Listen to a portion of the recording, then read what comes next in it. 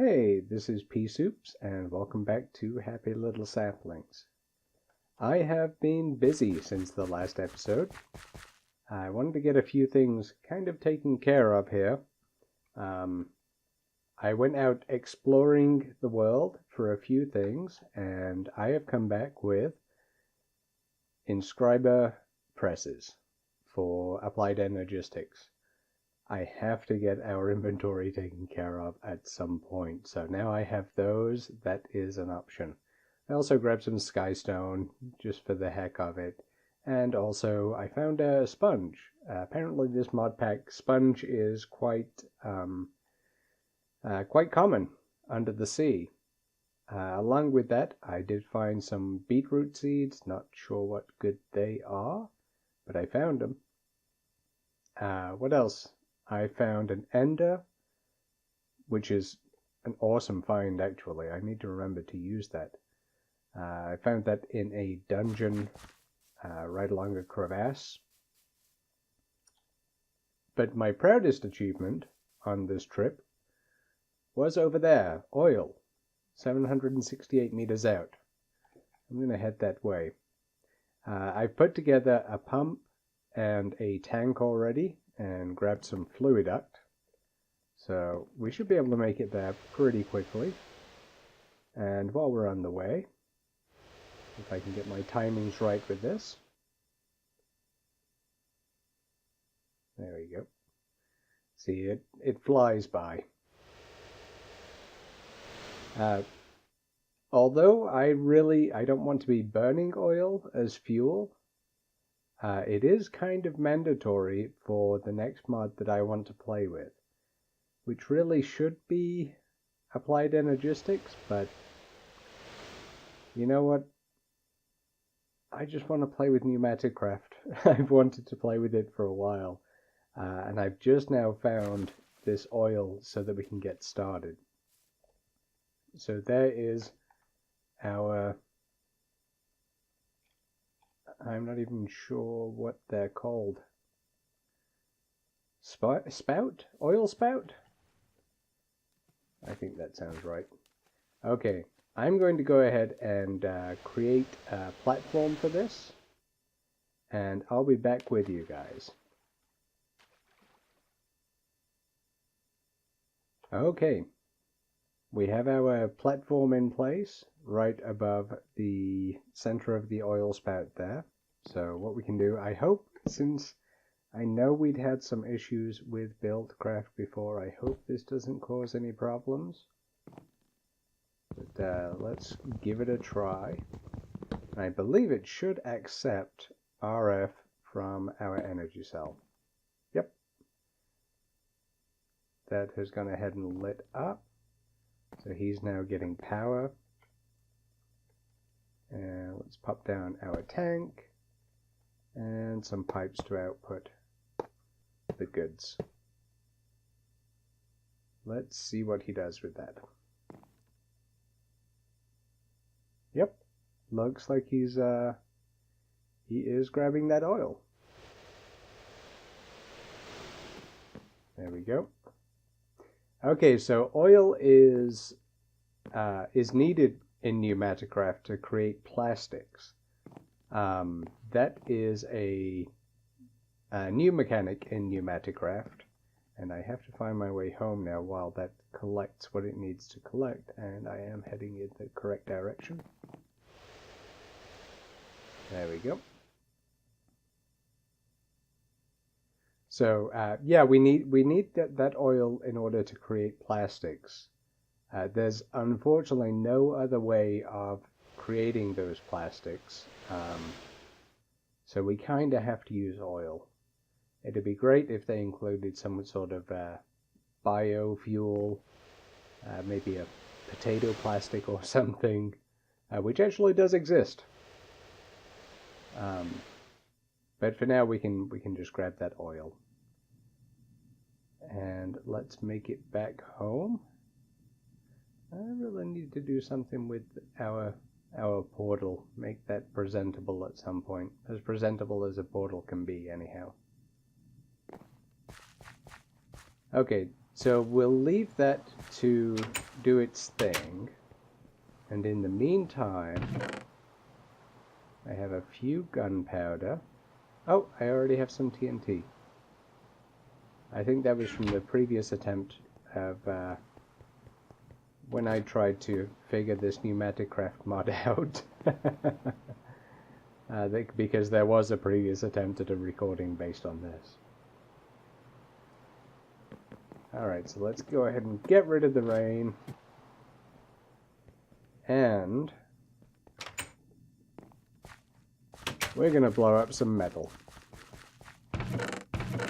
And if I knew which of my things to look in. Oh, before I forget, I have crafted up these iron turbines. And just for now, we're just going to add them onto our generator. And it was producing 200 RF per tick, and now we're producing 500 RF per tick. So that's just going to speed things along. I am going to need to upgrade this to maybe bronze next. And get it producing all the more power. We have plenty of materials for it. I did actually get Pneu seeds, which is the tin crop. So now we have tin crop and copper crop, which means that we can make bronze. So we should be good to go on that for a while. Put that away. Let me just make some space in my inventory here, so we have space for a project. We don't need you. You can go in there. All right. And let's get my pick in place.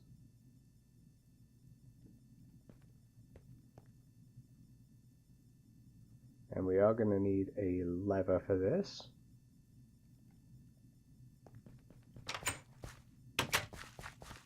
And let's find, here we go, a nice open spot. Hey, Mr. Piggy. Alright, so we'll toss down our TNT. And we'll throw down a whole bunch of iron. And this is nerve-wracking, even though I know this is how it's done. That's a lot of iron. And we'll flip the switch. And we'll run. And get away from that chicken. No! Oh, he survived. He survived, as did our iron. Most of it, anyhow. So you do lose some during this process. I'm going to leave this open. Let me grab those. Which way am I going? There I am. I lost myself for a moment there.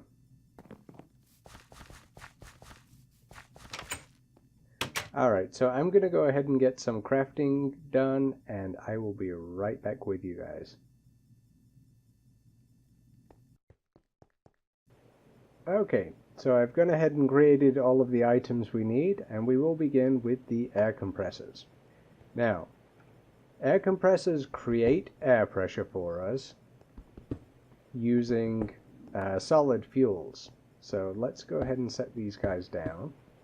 And we can throw some charcoal into them to fuel them up. Now let's take a look at the backside. As you can see here, the air pressure is just coming out and going into nowhere right now. And even if we put a pipe on there, it still comes out the end of the pipe. So what we need to do is hook all of these guys up. And let's run this out past here. Now, if we have a closed loop on the pipe, so it just kind of runs into itself, and that will trap in the pressure. So now that we have this closed loop, it will begin building up pressure. And as you can see there in the top, we're already at 0.4 bars of pressure.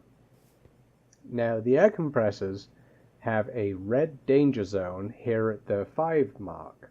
So 5 bars essentially means something's going to explode, and that's the same for the pressure tubes right here. So we need to make sure that that doesn't happen. The way that we can do that is using the safety tube.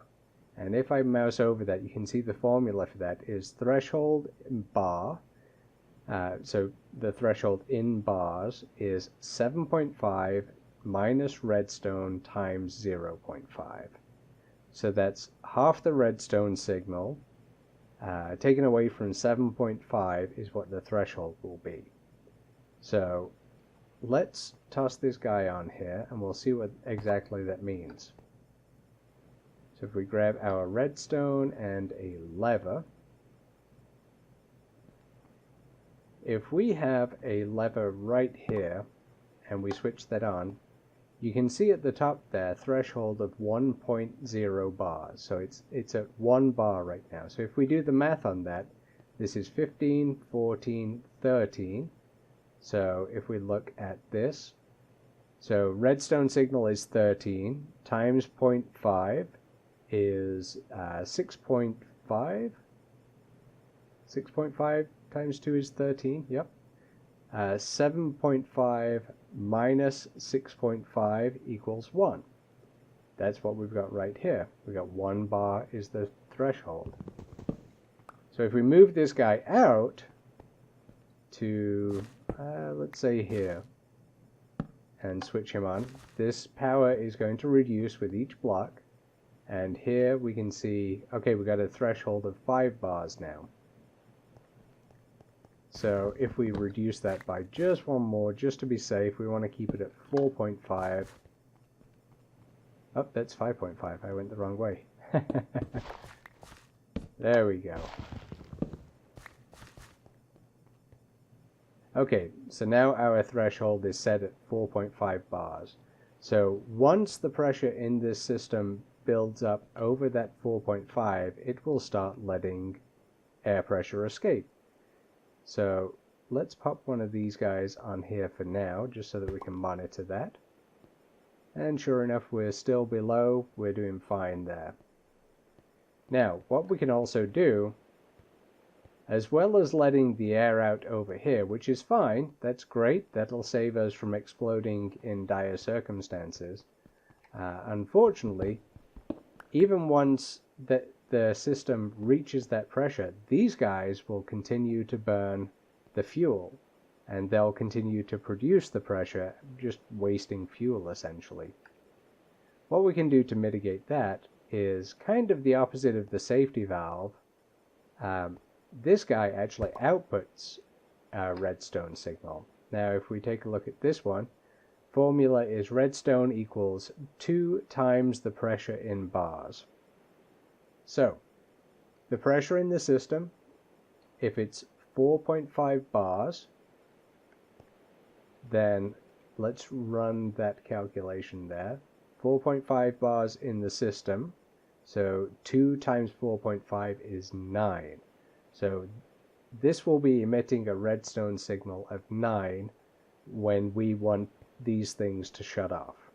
So that sounds about right. Let's go with that. So if that's at 9, that'll be at 9. It's at 7 right now because it's not quite up to where we want it. Once it switches up to pressure of 4 bars, which is any second, there we go, it's emitting the redstone signal of 8. There we go. So this would be 9, 8, 7, 6, 5, 4, 3, 2, 1. And this will be 0. So there won't be any redstone signal right here. So we're going to need a repeater. So we've got our repeater down. And what we can do is run that out to these guys. And we can set them to require a low signal. Oops. Alright, so what this means is these guys won't run if they receive a redstone signal. Once this is up to pressure, it's going to output that signal, and as we can see right here, we're running at 4.6 bars, so it is at pressure. Now if I let some pressure, so it's hitting this redstone repeater, coming out and shutting these guys off. They're still burning because they they're in the middle of a burn cycle, but they won't burn any more. And plus we're safe anyway because we do have our safety valve over there. We just want to make sure that we don't waste any more fuel. So the redstone signal is coming to this repeater, and this guy is going to output to our air compressors to shut them off. And they will be doing so. Let's see if we can find the first one. In the meantime, I'm going to go ahead and create a pressure valve readout for us so that we can see from the outside. So you and you, let's pop the pressure gauge on. And let's see. Okay, yep, they've all switched off because they're receiving that redstone signal. Okay, so let's hook that guy up. And yep, we can see that the pressure is, it did drop a little bit because we added some on. But he should be fine now. So now we have a fully self-contained system. It will only burn fuel when it needs to. Okay, so now we have our pressure in the system and everyone is, let's fuel everyone up a little bit, make sure that they are good to go for a while, because now we're going to put that pressure to use. So the main construction in this mod, let's see where we're at. I've opened this up a little bit in the meantime. And it is a 5x5 structure, so let's open up a little bit of area for it here. Now I don't want it completely hidden away back in the wall, but we do need a little space for it. So this structure is, oh, there it goes. There goes the front patio. That's okay. I can tidy that up later.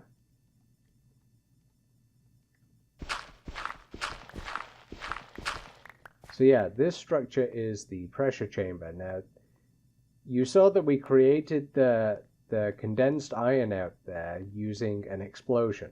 Now, that's fun and all, but we don't want to have to do that every time.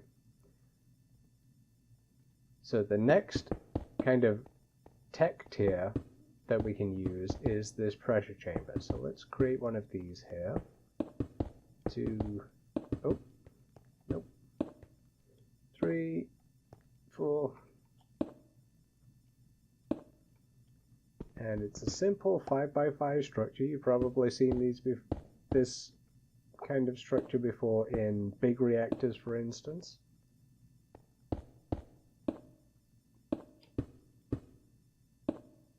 So let's pop you there. Alright, that looks good. And we need to fill in the top. And I will need to tidy out this back area, but as always, the tidying's for later. Let's stick to the fun bits for now. And we'll create our side walls. Oh, I did miss one thing in the back here. We need a place for the pressure to go.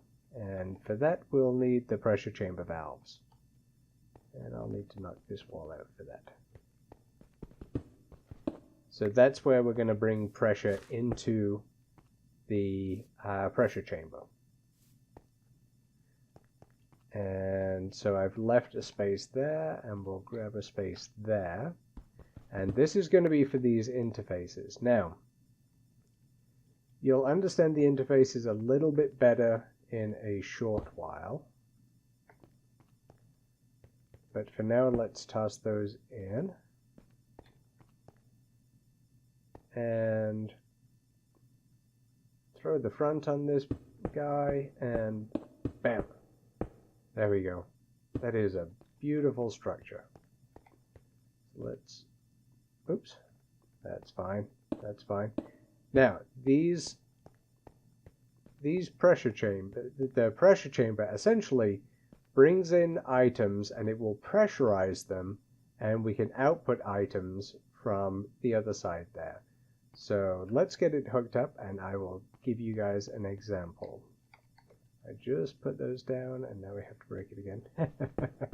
Didn't think that through. That's fine. Now, oh, should have done that the other way around, but not a big deal. We can spare a little bit of pressure. So if we right click on this, this will equalize slowly. We have, we're showing 2.1 and this is decreasing. Now this is decreasing because all of the pressure that we had in the system up to now was just stored in these pipes, and that's not much pressure. This thing, you can kind of think of it as a pressure tank. The whole thing will just store a whole boatload of pressure.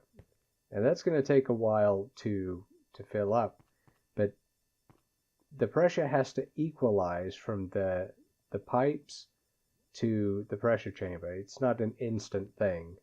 So that's what we're seeing right now. The pressure is dropping because all of the pressure from the pipes is going into the chamber. So I'm going to go ahead and wait for this thing to recharge the pressure throughout the system, and I'll be back with you guys in just a few moments.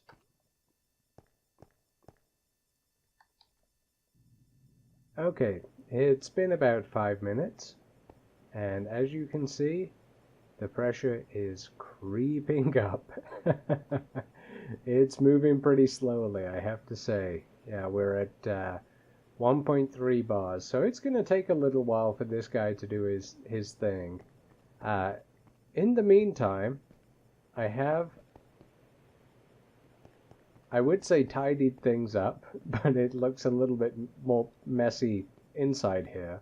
But on the outside, we've gotten rid of all of that redstone. I think I may need to leave that until the next episode to wait until it builds up the pressure we need. But for now, I've gotten the redstone out of there. As you can see, the back is taken of these things, so I can't feed redstone into it from the back. I can't really feed it redstone signal in from the sides or the top, so the only choice was the bottom here. So what I've done is set up, it's a simple little redstone trick. This redstone torch provides a signal to the stone above it, which provides a signal to the air compressor there.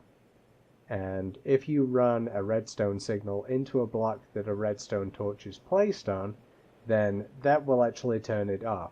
So just as an example, this bit works exactly the same, except the repeater was here instead of here. I've just switched that around.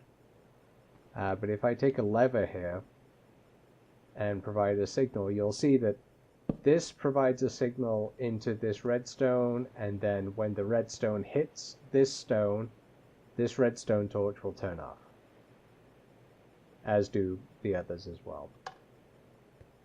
So that's a way of inverting the signal. Now, I've changed the redstone behavior here to expect a high signal, because these things will be on until this reaches that critical pressure when it will turn off. So it's just a slight rewiring. Essentially we're doing exactly the same thing, except we're doing it from the bottom instead of the front, just so that we can have a nice tidy layout here. So now that that's taken care of, we're going to wait quite some time for that guy to build up all of that wonderful pressure. Since we have this time, let's pay a visit to our oil well. Oh, I guess we need to fix our front patio as well.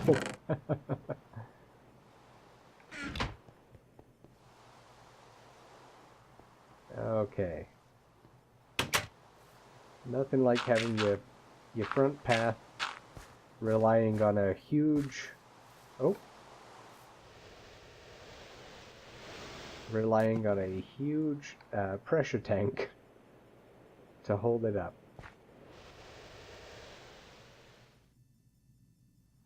So we can go ahead and go grab our oil. That should be full by now.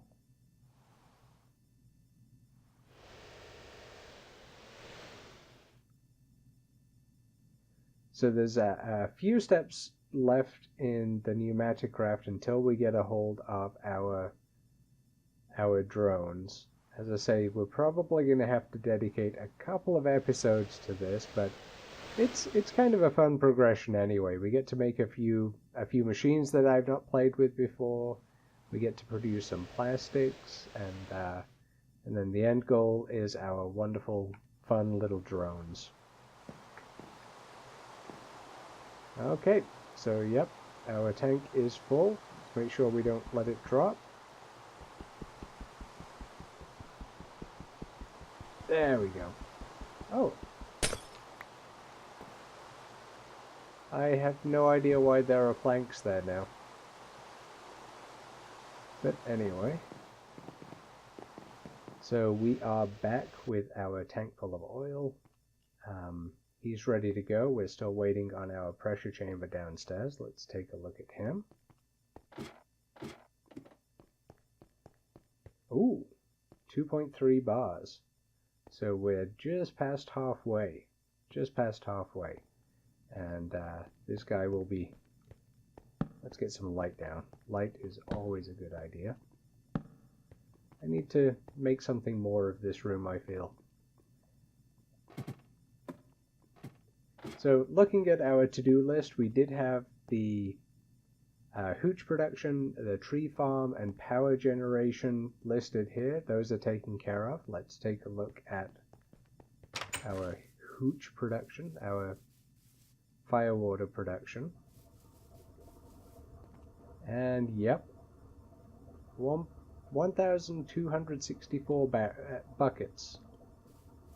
So that tank is 2/3 full now. So we're producing plenty of that. We're producing plenty of RF for our needs. So we're good on that for a while. Next up, we have inventory. Again, I did get the presses, the E22 presses. We'll get to that pretty soon here, but I'm not really in a rush. We're doing fine with chests for now. The next big priority is ender pearls. Now, I do want to get through PneumaticCraft, and that is going to be our current project, but our next project, we have to figure out the ender pearl shortage, really. We do have a shortage. I think we're going to go through Britannia for it. Britannia does have a couple of methods of gathering ender pearls, one of them being the vinculatum, I think, the flower that traps endermen. And there's also a flower that generates dungeon loot. Now, since we're having something of a peaceful time, we don't want to go out looting dungeons, but to have a nice flower to produce that loot for us, that sounds like a pretty decent idea. So I think we're going to shoot for that. Unfortunately, we need a couple of ender pearls to even get that flower in the first place. So we'll kind of have to play that by ear.